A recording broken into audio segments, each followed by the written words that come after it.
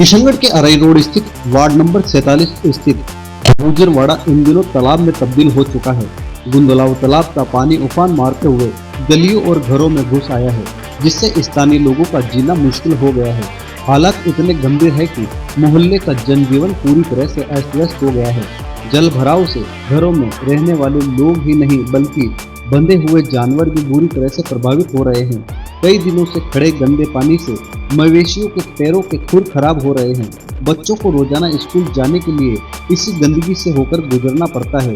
गुजरवाड़े का राजकीय primary school तो पानी में पूरी तरह से डूब चुका है। स्कूल परिसर लबालब पानी से भर गया। हालात इतने बिगड़े हैं कि बच्चों को छुट्टी करनी पड़ी।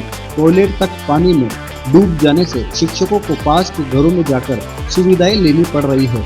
वहीं निर्माण कार्य के लिए खोदा गया पानी का टैंक पूरी तरह से पानी से भर चुका है, जो कभी भी हादसे का कारण बन सकता है। स्थानीय लोगों ने इससे पहले भी कई बार धरना प्रदर्शन और ज्ञापन शिकायतें दी, लेकिन नतीजा सिफर रहा। लोगों का आरोप है कि प्रशासन समस्या का स्थायी समाधान करने के बजाय सिर्फ कागजी खानापूर्ति कर रहा है। लोगों ने चेतावनी दी है कि यदि जल्द ही पानी की निकासी की कोई ठोस व्यवस्था नहीं की गई तो वे उग्र आंदोलन का रास्ता अपनाने को मजबूर होंगे। सवाल यह है कि क्या प्रशासन किसी बड़े हादसे का इंतजार कर रहा है? मार्बल नगरी किशनगढ़ के अराई रोड स्थित गुजरों के बाड़ा के हालात इस वक्त बद से बदतर है। यहाँ पर जो नाले से बहने वाला पानी है वह सड़कों ही नहीं अब तक की घरों में पहुँच चुका है, यहाँ की स्कूलों में पहुँच चुका है। मेरे पीछे जो दृश्य आप देख रहे हैं ये यहाँ की राजकीय प्राथमिक विद्यालय है, जहाँ पर जो पूरा ग्राउंड आप देख रहे हैं पानी से लबालब भरा हुआ है। ऐसे में सबसे बड़ी मुसीबत ये बनी हुई है कि यहाँ पर आने वाले जो बच्चे हैं पढ़ने लिखने वाले, वह काफी दिनों से आ नहीं पा रहे हैं। आने जाने में काफी परेशानियों का सामना करना पड़ रहा है। ऐसे में इस गंदे पानी से निकलने वाले जानवर और कई प्रकार के जो संक्रमण बीमारियां हैं वह भी कहीं न कहीं बच्चों को हो सकती है। लेकिन प्रशासन को लाख बार परिषद को चेताने के बावजूद भी अभी तक यहाँ पर किसी प्रकार की कोई ऐसा ठोस पुख्ता इंतजाम नहीं किए गए हैं जिससे इस समस्या से उनको राहत मिल सके।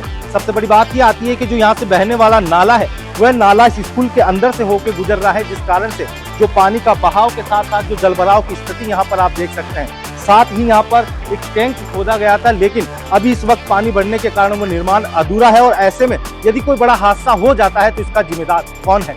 क्या प्रशासन किसी हादसे का इंतजार कर रहा है या हादसा होने के बाद ही प्रशासन हरकत में आएगा? समय रहते यदि सही समाधान हो जाए तो नहीं ऐसा ना हो कि झालावाड़ वाली घटना फिर से उसकी पुनरावृत्ति हो। प्रशासन कब चेतेगा और किस प्रकार की समस्या से यहाँ के स्थानीय जूझ रहे हैं उसको लेकर कई बार वो शिकायत पत्र भी दे चुके हैं, लेकिन उसके बावजूद भी किसी प्रकार की कोई ठोस समाधान नहीं हुआ है। इस वक्त हमारे साथ भैया हैं, हम उससे बात करेंगे।